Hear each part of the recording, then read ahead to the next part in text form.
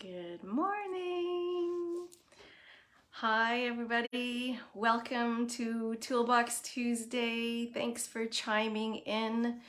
It is, what day is it today? It is the 23rd of August. Happy anniversary to my friends out there at Alder Beach Resort. You know who you are. Yeah, today is a fantastic, lovely, sunny day. I'm so glad you could join me. Happy summer. I hope you're all out there enjoying. I wanted to do a shout out. I'm really excited. My Masterpiece Magic program is going to be launching on September 26th. This has been a long time coming.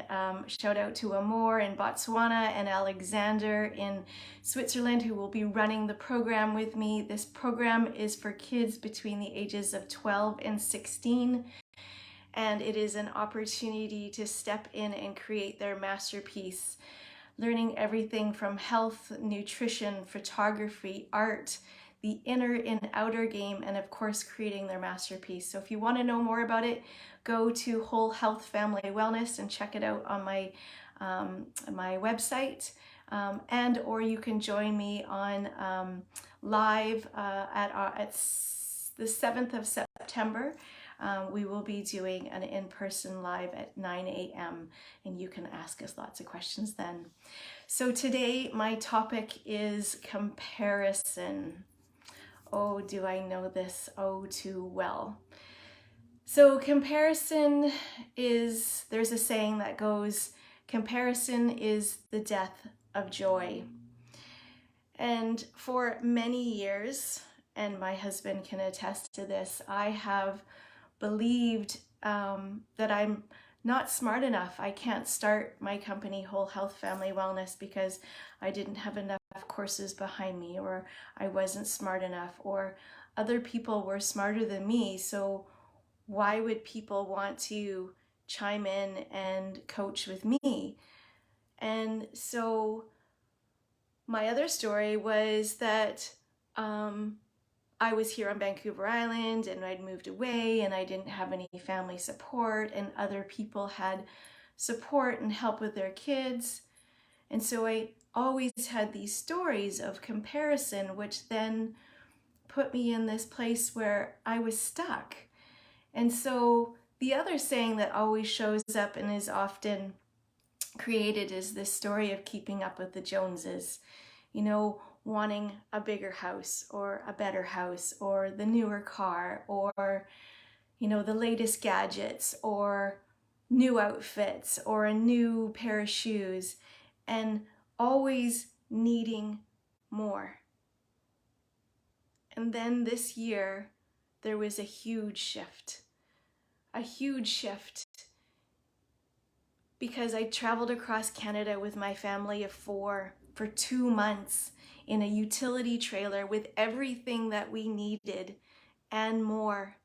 And then I came home and I looked around our home and it was like, look at all this stuff that we don't always need or use, and all these things that I need to fix or work on to take my time away from doing the things that I love, the things that bring me joy. And then fast forward again to doing the West Coast Trail. And there I was, 7 nights, 6 nights, 7 days with 37 pounds on my back. Everything that I needed to live for those 7 days was on my back. And then there I was, feeling so much joy, surrounded by nature, surrounded by great people, great conversations, and again with everything that I needed and more. I actually came home with, I think, 3 or 4 extra days of food. So I'm reading this book right now, and it really does speak to this topic. And it's called The Soul of Money. I'm only 1/3 the way through it, and I'm sure next week I will have lots of more things to say about this book because I can't seem to put it down. But I want to read you this part. And it says, "What is enough? Each of us determines that for ourselves, but very rarely do we let ourselves have that experience. What is that point at which we're fulfilled, where we have everything we want, everything we need, and nothing in excess? Very few of us can recall moments in life when we have felt that." And so last night we're staying on Williams Beach right now at the Alders Beach Resort. And last night we were all sitting around the fire and darkness was setting upon us. And some cruise ships had just passed, and so the waves were crashing. But all of a sudden, there was something different about the waves. The waves were sparkling, and there was phosphorescence in the water. And if you don't know what phosphorescence is an algae that makes the water sparkle. And for over an hour, these 4 families and all the kids were out in the water, dancing, running, playing in the water. Even the crabs and the fish were sparkling as they moved through the water. And I found myself in this place of joy. Like, I can't even express how much joy not only was I getting in the experience, but just even watching the kids and the other families getting this absolutely beautiful, joyful experience. And so I guess what I would say is we have a choice at any given time to step back and let go of this mindset of scarcity and this mindset of comparison.